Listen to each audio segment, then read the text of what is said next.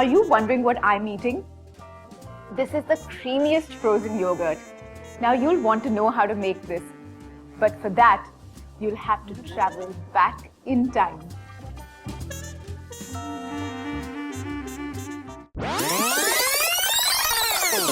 Let's start with some yogurt.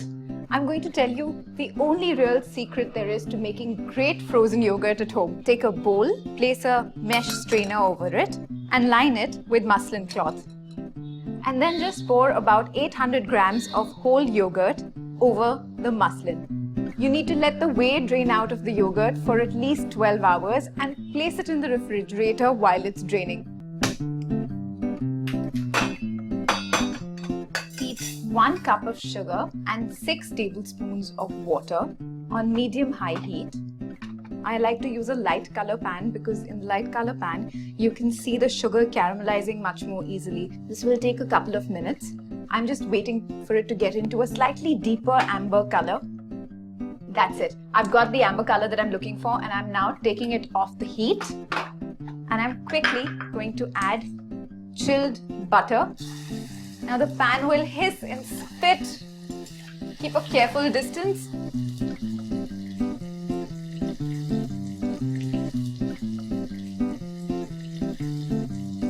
Now I'm adding the cream.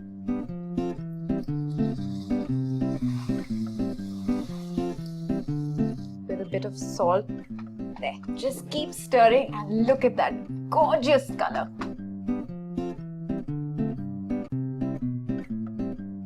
Pour the hot caramel into a glass jar and let it cool at room temperature. The yogurt has been resting in the refrigerator for about 4 hours. It's roughly around this mark that I like to give it a little bit of a nudge. Just fold up the sides and nudge the whey out of the yogurt. I'm just going to throw out the extra whey so that doesn't keep touching the bottom of the muslin cloth. And then I'm going to pop it back into the refrigerator for the next 8 hours.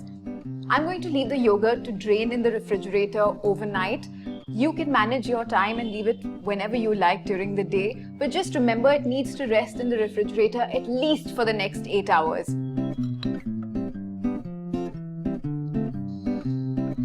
The yogurt has been resting in the refrigerator for the last 8 hours, and I'm going to give it a final nudge to squeeze out any bits of whey, just so that there aren't any icy bits that you bite into when you eat the final frozen yogurt. The salted caramel was resting at room temperature overnight as well. I'm just going to stir it up, and that's what the strained yogurt should look like. I'm going to put this strained yogurt into a fresh bowl and pour in most of the caramel, saving about 3 or 4 tablespoons that I want to use as a sauce topping for later. I'm going to start whisking the yogurt and the salted caramel sauce together. You can use a food processor to do this, but I seem to think that I'm getting a bit of a workout by doing this. Stir this till there are no lumps left. And that's how you get a smooth texture to the frozen yogurt. I'm just going to taste it and add a little bit more salted caramel sauce.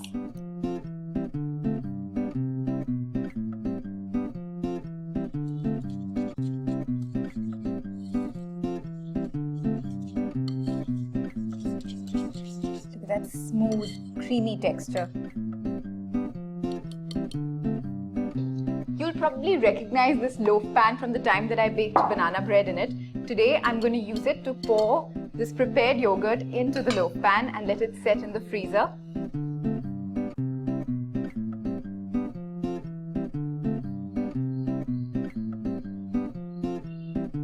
Just even it out in the loaf pan. The reason why I'm using this loaf pan is because the shape of this pan helps the yogurt set more evenly and freeze faster. I'm going to tightly wrap this up in cling film before I place it in the freezer. That's it.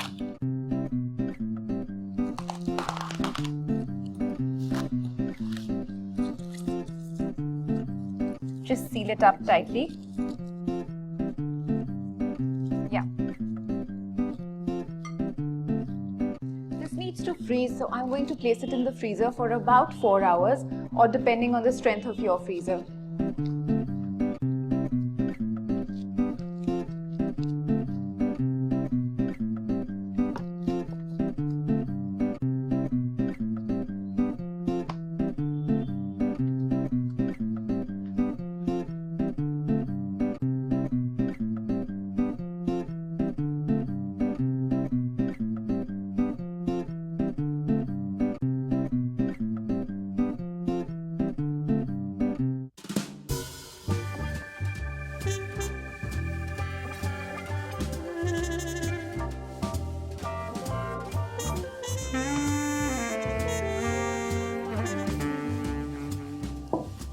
It's been 4 hours and I can't wait to scoop up this frozen yogurt and eat it.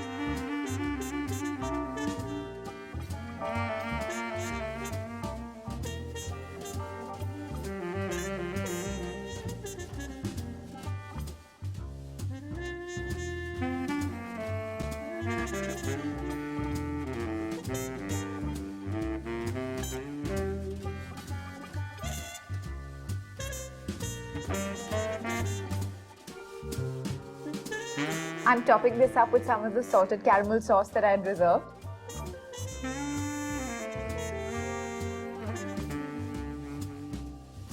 I'm adding some chocolate chips, but you can add any number of toppings you like.